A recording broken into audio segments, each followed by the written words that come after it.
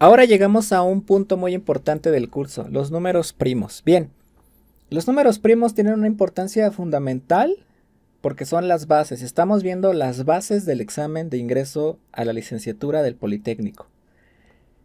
¿Por qué los números primos tienen su propio video?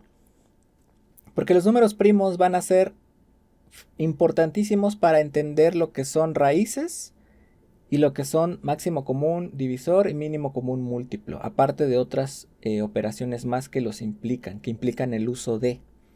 Bueno, aquí tengo yo una lista de números y quiero hacer un pequeño análisis. Aquí abajo dice, son números naturales mayores que 1 que se pueden dividir solo entre ellos y el 1. Voy a adelantarte de un futuro video que los números naturales son los números que aprendimos en la primaria, que nos enseñaron cuando contábamos. Empezábamos desde el 1 hasta el infinito, ¿no? 1, 2, 3, 4, 5, yéndonos siempre con enteros. En la primaria nos enseñaron primero esos números, después vimos que eran decimales, después vimos negativos, pero los primeros que aprendimos son los naturales, ¿ok?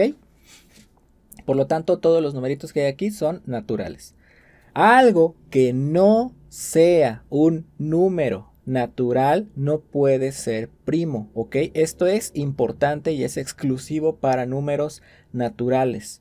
Es ser primo o no, ¿ok? Por ejemplo, un -8 no puede ser primo, ¿ok? Porque es negativo y se supone que debe ser natural. Después explicamos los conjuntos de números, pero por ahora sí lo dejamos. Ahora, dice la definición, los números naturales mayores que 1 son números naturales mayores que 1 que se pueden dividir solo entre ellos y el 1, ¿ok? Entonces, los números se pueden dividir, ¿ok? Entre varios números. Por ejemplo, sabemos que el 4 se puede dividir entre 2, se puede dividir entre el mismo que es el 4 y también se puede dividir entre 1, ¿no? Pero los números primos son aquellos que solamente se pueden dividir entre sí mismos y entre el 1 y ya, no tienen más divisores. Vamos a ir analizando cada uno de estos números para ver si son o no son primos, para ver si cumplen o no. ¿Ok? Vamos a empezar con el 2. El 2 es un número que solamente se puede dividir entre 2 y entre 1 y nada más. Por lo tanto, eso lo convierte en un número primo. El 3. El 3, igual que el 2, solamente se puede dividir entre el mismo y el 1.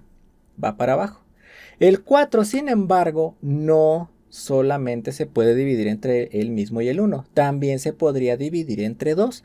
Eso hace que el 4 ya no sea primo, por lo tanto se queda arriba. El 5 sí es primo porque solo se divide entre 5 y entre 1, va para abajo. El 6, como podrás notar, tiene bastantes divisores. Se puede dividir entre 6, se puede dividir entre 3, se puede dividir entre 2 y entre 1. Entonces se queda arriba. El 7, igualmente que el 5, el 3 y el 2, es primo porque solo se divide entre el mismo y el 1. El 8, pues el 8, ¿qué te digo? Tiene divisores al 4, al 2, al 1 y al 8, entonces se queda arriba. El 9 sí tiene bastantes divisores, también el 3, se puede dividir entre el 9 y entre 1, ¿ok? Entonces ese no es primo. El 10 menos se puede dividir entre 5, se puede dividir entre 2, entonces ahí se queda. El 11 sí es primo porque solamente es el 11 y el 1, divisores.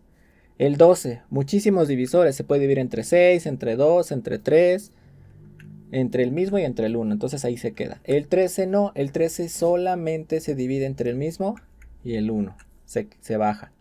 El 14, montón de divisores, el 7, el 14 y el 1. Entonces, ahí están. Estos son los primeros números que yo saqué. Te presento a los números primos en amarillo. Los que bajaron son los números primos. Esa secuencia es muy, muy importante aprendértelos. Los primeros números primos son el 2, el 3, el 5, el 7, el 11 y el 13. ¿Cuáles son los que más vienen en el examen?